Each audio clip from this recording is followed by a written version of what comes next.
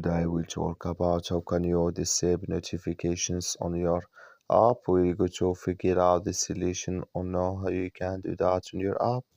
So you just follow these ways, then it's going to work with you. All you have to do inverse, you just go down here, click on account down here, just click on it. So then it's going to take you to your profile. It's going to show for you like this. You go above this sign, click on it here.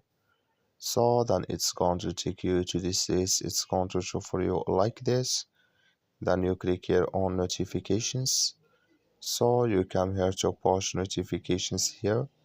Clicking this sign or this color. Then you click here on turn off notifications. So then it's going to take you to this list. You come to show notifications here. Clicking this sign or this color. Like you see color, it's gone. That's mean notifications disabled with us now. That's all you have to do. I wish you I get it. That's all. Thank you for watching. Don't forget to support us by liking, subscribe.